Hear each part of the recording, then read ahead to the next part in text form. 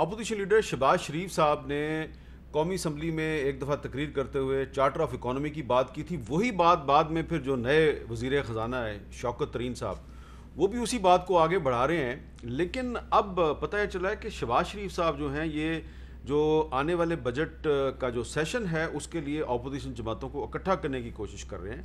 تو ایکچولی مسلم لیگ نون جو ہے وہ چاہتی کیا ہے؟ وہ کیا چارٹر آف اکانومی پر اب حکومت کے ساتھ بات کرنے کے لیے تیار ہے یا نہیں تیار؟ اور مسلم لیگ نون کی اسٹریٹجی کیا ہے بجٹ سیشن کے حوالے سے؟ اور اس پر آج ہم بات کریں گے جناب شاہد حقان عباسی صاحب سے. شاہد صاحب، آپ کو یاد ہوگا وہ جو تقریر تھی شہباز شریف صاحب کی، اس کے بعد پھر شوکت ترین صاحب نے بھی کہا کہ جی میں ٹیمپریچر کم کرنے کی کوشش کروں گا، میں چارٹر آف اکانومی پہ سب کو اکٹھا کرنے کی کوشش کروں گا. مسلم لیگ نون ابھی تک اس چارٹر آف اکانومی کی آفر پہ قائم ہے یا نہیں قائم؟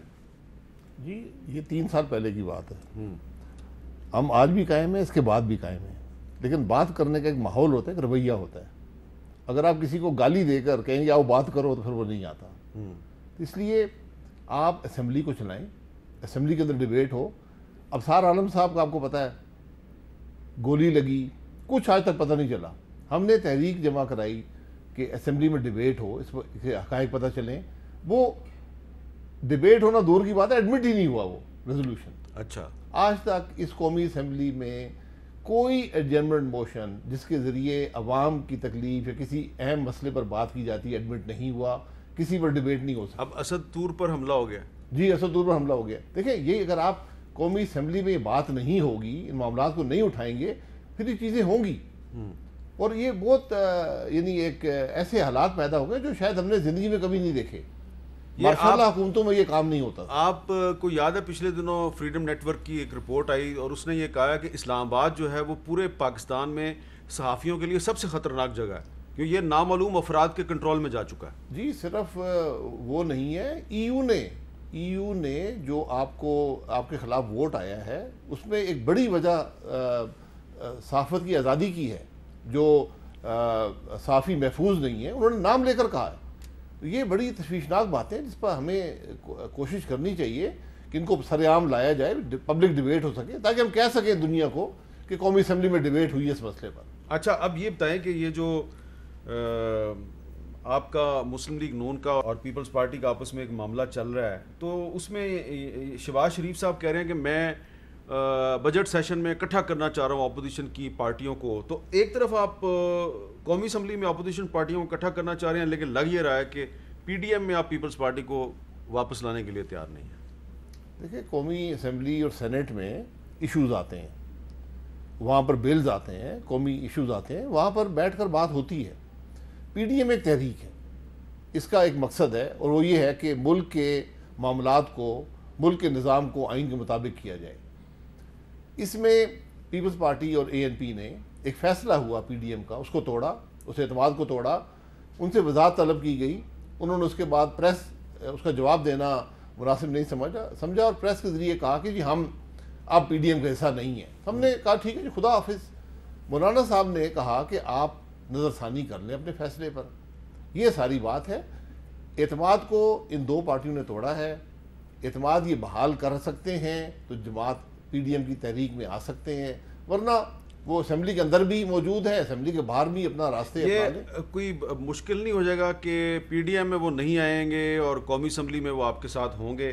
آپ کی اور شہباز شریف صاحب کی پالیسی میں کوئی فرق تو نہیں ہے؟ نہیں، کوئی فرق نہیں ہے. شہباز شریف صاحب پارٹی کے صدر ہیں، پی ڈی ایم میں وہی پارٹی کی نمائندگی کرتے ہیں اور جو لیڈر اپوزیشن بھی ہیں وہاں پر وہ پوری اپوزیشن کی نمائندگی کرتے ہیں قومی اسمبلی میں. تو وہ نمائندگی کریں گے، بجٹ سیشن میں بھی کریں گے، اس کے علاوہ بھی کریں گے. لیکن جہاں تک پی ڈی ایم کا معاملہ ہے یہ ایک ایسا مسئلہ ہے جس پر کوئی دو رائے نہیں ہے. پی ڈی ایم کے اندر انہوں نے ایک بڑے واضح فیصلے کو جس کا وہ حصہ تھے، اعتماد کو توڑا ہے. اور جو بنیادی بیانیہ ہے پی ڈی ایم کا کہ ہم یہ سودے نہیں کریں گے، اسٹیبلشمنٹ سے جا کے ڈیلز نہیں کریں گے، اس کی انہوں نے خلاف ورزی کی ہے. لیکن آج بلاول صاحب جو ہیں انہوں نے کچھ بات کی، ذرا سنیں بلاول صاحب نے کیا کہا. قائد حزب اختلاف شہباز شریف صاحب ہے اور صدر مسلم لیگ شہباز شریف صاحب ہے.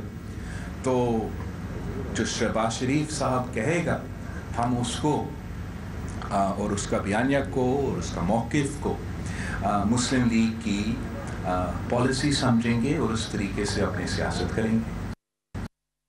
तो कहने का मतलब यह है कि जो शाहिद खाकान अब्बासी या मरीम नवाज़ कहेगी उसको हम मुस्लिम लीग नून की पॉलिसी नहीं समझेंगे। ये उनकी राय है। शाहिद अब्बासी जब बात करता है तो पीडीएम के सेक्रेटरी जनरल की हैसियत से बात करता है पीडीएम के मामले पर। हाँ, तो उसमें मौलाना साहब सदर हैं, मैं सेक्रेटरी जनरल हूँ, और शहबाज साहब पीडीएम के मेंबर हैं, 8 मेंबर हैं इस वक्त। तो उनके फैसलों की नुमाइंदगी मैं करता हूँ। तो पीडीएम के हवाले से शहबाज शरीफ साहब का फैसला भी यही है कि जब तक एतमाद को बहाल नहीं करेंगे उनकी जगह पीडीएम के अंदर नहीं है। ये बात बिलावल साहब को समझ लेनी चाहिए। आप ये कह रहे हैं कि जो बात आप कह रहे हैं ये शहबाज शरीफ साहब की भी यही पॉलिसी है? बिल्कुल यही पॉलिसी है।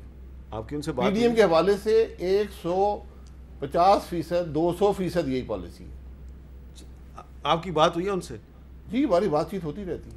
वैसे मेरी भी हुई थी जी, वो वही कह रहे थे जो आप कह रहे हैं। जी, तो बस वो आप बिलावल साहब को बता दें, उनको शायद पता नहीं। मैं मुझे बताने की क्या जरूरत है। मेरी उनसे यही बात हुई थी। वो कह रहे थे मैंने तो ये जो डिनर किया था इसमें मैंने जो कौमी असेंबली की अपोजिशन है इसको इकट्ठा किया। जी, उसमें उन्होंने सेनेट भी बुला लिया, उससे इबाहम पैदा हुआ। लेकिन आपको ये लगता नहीं है कि फर्ज करें आपके और शहबाज शरीफ साहब के दरमियान कोई इख्तलाफ राय नहीं है? इख्तलाफ राय हो नहीं सकता, वो मेरी पार्टी के सदर हैं। अरे नहीं, लेकिन मीडिया में एक ऐसा तासुर है कि नहीं उनकी लाइन कुछ और है, आपकी लाइन कुछ और है। ये माल बिकता ज्यादा है ना जी। ये माल ज्यादा मैं ये कहूँ कि हमारी कोई इख्तलाफ नहीं है, ये माल नहीं बिकता। आप इख्तलाफ की बातें करेंगे तो सब उस पर चल पड़ते हैं। अच्छा, अब आपकी और जो पीपल्स पार्टी की लड़ाई है, इस लड़ाई का फायदा तो हुकूमत हमारी कोई लड़ाई नहीं है। कोई लड़ाई नहीं, बिल्कुल लड़ाई नहीं है। कौमी असेंबली में आए, डिबेट करें, इश्यूज पर बात करें। सेनेट में हमारी अपनी पार्लियामेंट्री पार्टी है जो 8 जमातों की है, आकर उनसे बात कर लें इश्यूज पर। हाँ। जहाँ तक पीडीएम का ताल्लुक है उसका फैसला बड़ा ही वाजे है कि आपने एतमाद को तोड़ा, एतमाद को बहाल करें और तशरीफ ले आए। अगर इतने छोटे मसले पर हम आप पर एतमाद नहीं कर सकते, आप वहाँ पर सौदा कर लेंगे, तो कल जो पीडीएम का इतना बड़ा बयानिया है कि मुल्क आइन के मुताबिक चले, आप उस पर कायम रह सकते हैं? मेरा सवाल तो ये है।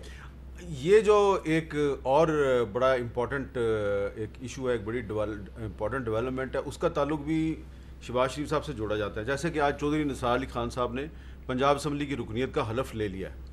अब उसमें वजाहत हो चुकी है कि जी चौधरी निसार अली खान साहब जो हैं उन्होंने आज़ाद हैसियत में इलेक्शन लड़ा था, उनका नून लीग से कोई ताल्लुक नहीं, लेकिन क्योंकि उनका एक ताल्लुक वास्ता रहा है शहबाज साहब से जो किसी से ढका छुपा नहीं है, तो लोग अब बार बार पूछेंगे कि जब MPA बन गए हैं तो मुस्लिम लीग नून में कोई उनकी वापसी हो सकती है? देखिए, ये इस बात का इजहार पहले निसार साहब खुद करें कि जी मैं नून लीग में आना चाहता हूँ वापस, क्योंकि जमात उन्होंने छोड़ दी, जमात ने उनको नहीं छोड़ा। आपने उनको जाने से रोका था? मैंने एज अ प्राइम मिनिस्टर मेरी बातचीत उनसे होती रही है, वो पब्लिक सरेआम नहीं होनी चाहिए, लेकिन मेरा ये था कि पार्टी के बहुत सीनियर मेंबर हैं और जमात के साथ चलेंगे। लेकिन 3 साल से जब जमात मुश्किल में थी, आज भी अपोजिशन में है, बहुत सी हर किस्म के दबाव हैं, लेकिन उन्होंने कुछ जमात के ना किसी मामले में शामिल हुए, ना किसी और बात में उन्होंने उसके मौक़िफ़ से इत्तेफाक किया। अब उन्होंने हल्फ ले लिया है, वो आज़ाद हैसियत से पंजाब असम्बली के रुकन है। अब वो अपनी अपोजिशन करें या हुकूमत का साथ दें, ये उनका फैसला है। नून लीग जो है उनके साथ नहीं खड़ी? नहीं, बिल्कुल नहीं। नून लीग को उनके साथ खड़ा होना है। वो एक शख्स हैं, आज़ाद हैं। नून लीग के 150 से ज़्यादा MPA हैं। अच्छा, तो आम तौर पर एक आदमी 150 के साथ खड़ा होता है, 150 के साथ खड़े तो नहीं। अगर वो चाहें तो वो नून लीग के साथ खड़े हो सकते हैं, लेकिन नून लीग को कोई ज़रूरत नहीं है उनके साथ जाकर खड़े होने की? नहीं, अगर जी बिल्कुल नहीं है, नहीं, कोई ज़रूरत नहीं है। अगर निसार साहब जमात में आना चाहते हैं तो जमात के सदर से रजू कर सकते हैं, उसके बाद जमात के अंदर मुशावरत होगी कि क्या उनके लिए जगह है या नहीं है। चलें, ये भी मुझे पता है कि उन्होंने कोई रब्ता नहीं करना आपकी पार्टी के सदर से, तो बस फिर तो मामला खत्म। चलो, ये भी एक बात क्लियर है ना, एक शख्स आता ही ना। 2 चीजें आज क्लियर हो गई हैं जी। एक तो आपका और शहबाज शरीफ साहब का कोई इख्तलाफ नहीं है, बिल्कुल, और हो नहीं सकता। और दूसरा नून लीग और चौधरी निसार ने आपस में फिलहाल नहीं मिलना। जी, ये फैसला निसार साहब ही कर सकते हैं कि वो शामिल होना चाहते हैं। आप कह रहे हैं ना कि वो चौधरी निसार अली खान साहब नवाज शरीफ को फोन करें? नहीं, शहबाज साहब सदर हैं, उनसे रब्ता कर लें कि अच्छा, शहबाज साहब भी बात हो सकती है? जी, वो रब्ता करेंगे, फिर मुशावरत होगी जमात में। چلیں یہ پھر اس کا مطلب ہے کوئی تھوڑا سا راستہ دروازہ آپ نے کھول دیا. دروازے ہمیشہ کھلے ہوتے ہیں لیکن مشاورت کے بعد یہ فیصلے ہوتے ہیں. اچھا میں نے ایک وقفہ لینا ہے, میں وقفہ لیتا ہوں پھر میں دروازہ دوبارہ کھولتا ہوں. شاہد حقان بھائی صاحب, کل سینٹ میں مشاہد حسین صاحب نے ایک تقریر کی, وہ بھی آپ کی پارٹی کے سینیٹر ہیں. انہوں نے کچھ ایشوز آئیڈینٹیفائی کیے کہ یہ وہ ایشوز ہیں جس پہ کہ حکومت اور اپوزیشن کے درمیان تعاون ہو سکتا ہے. آپ کے خیال میں کون سے ایشوز ہیں جس پہ حکومت اور اپوزیشن میں تعاون ہو سکتا ہے؟ اگر ملک کے معاملات ہیں تو ہر بات پر تعاون ہو سکتا ہے. انہوں نے کہا کشمیر پہ ہو سکتا ہے, فلسطین پہ ہو سکتا ہے, نیوکلیر پروگرام پہ ہو سکتا ہے, اور بھی کوئی معاملات ہیں. حکومت اپنا موقف لائے نا, ہاں ہر معاملے پر ہوتا رہا ہے ماضی میں. یہ تو پہلی حکومت ہے جو جب تعاون کی بات خود چھیڑتی ہے اور پھر این آر او کے دعوے کرتی ہے. تو میرا تو حکومت پہ اعتماد جیسے نہیں ہے. وہ آج کل ایک تاثر ہے کہ جہانگیر ترین صاحب کو این آر او مل گیا. این آر او دے دے, اگر وہ دے سکتے ہیں ان کو. تو وہ علی ظفر صاحب کی رپورٹ کے حوالے سے کہا جا رہا ہے نا کہ اس میں جہانگیر ترین صاحب کو بے گناہ قرار دے دیا ہے, تو اس رپورٹ کو کہا جا رہا ہے کہ وہ این آر او ہے. تو جو ایف آئی اے کی رپورٹ ہے, جو چینی مہنگی ہوئی ہے, چینی مہنگی نہیں ہوئی. ایف آئی اے کی رپورٹ کیا کہتی ہے؟ میں تو پہلے دن سے کہہ رہا ہوں کہ چینی کے مہنگے ہونے میں جہانگیر ترین کا قصور نہیں ہے.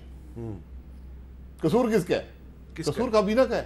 اچھا, صوبائی جس نے فیصلہ کیا, نہیں وفاقی کابینہ, ای سی سی نے فیصلہ کیا چینی کی ایکسپورٹ کا, جبکہ چینی ملک میں سرپلس نہیں تھی.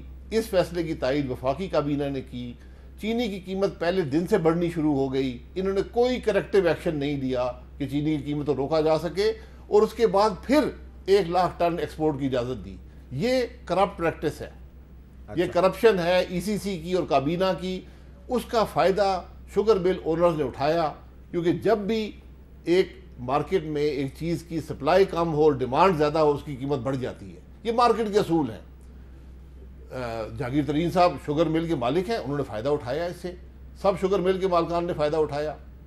اچھا, اب ایک اور بھی تو ایشو ہے نا. اب پچھلے قومی اسمبلی کے اجلاس میں جرنلسٹ پروٹیکشن بل کا ایک مسودہ قانون پیش ہوا تھا.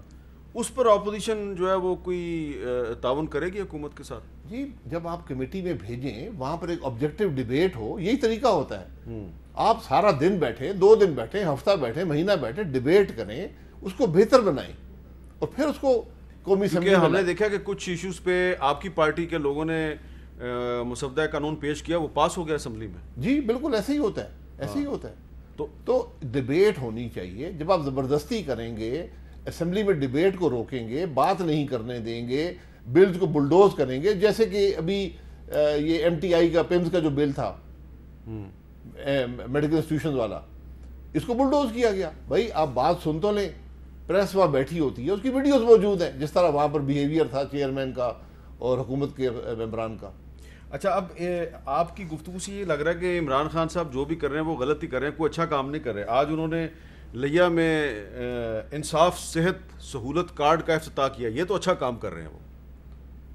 یہ کوئی نئی چیز نہیں ہے. نہیں ہے جی, یہ Pakistan P M L N نے شروع کیا تھا. یہ کے پی کے اندر انہوں نے کہا ہم اس کو ایکسیپٹ نہیں کرتے, ہم اپنا شروع کر دیں گے. وہاں پہ اپنا شروع کر لیں. وہ احساس پروگرام کے بارے میں پیپلز پارٹی والے کہتے ہیں کہ یہ بے نظیر انکم سپورٹ پروگرام یہ ہم نے شروع کیا تھا. یہ وہی ہے. یہ اس کی اگر بنیاد آپ نے دیکھنی ہے نا, وہ اسحاق ڈار صاحب نے ڈالی تھی. اچھا, جب وہ فائنانس منسٹر تھے کولیشن گورنمنٹ کے. ٹھیک ہے. اس کا نام تھا پاکستان انکم سپورٹ پروگرام. ٹھیک ہے. وہاں پر اصرار کیا پیپلز پارٹی نے, یہ بیس پر رکھ لیں جی, آپ خوش ہو جائیں. ہمارے پورے عرصے میں یہ بیس بھی چلتا رہا. میرا خیال جب ہم نے لیا تھا تو شاید یہ 60 ارب تھا یا 80 ارب تھا, اور چھوڑا تھا تو 140 ارب تھا. ٹھیک ہے. اس کو بڑھایا گیا. اب اس کا نام آپ عمران خان کارڈ رکھ دیں, کوئی بات نہیں. یہ صحت سہولت کارڈ بھی آپ کی گورنمنٹ نے جی, یہ وہی تھا. جی جی, یہ تو اگر عمران خان آپ کی پالیسیاں آگے بڑھا رہے ہیں تو اچھا کام کر رہے ہیں, بہت اچھی بات ہے. تو پھر تنقید کس بات کی ہے؟ افتتاح کس چیزوں کا کر رہے ہیں؟ وہ افتتاح کر رہے ہیں. یہ لاکھوں کارڈ بانٹے جا چکے تھے, تو لاکھوں دفعہ افتتاح نہیں ہوا. آپ بڑھائیں گے اس کو, بہت اچھی بات ہے.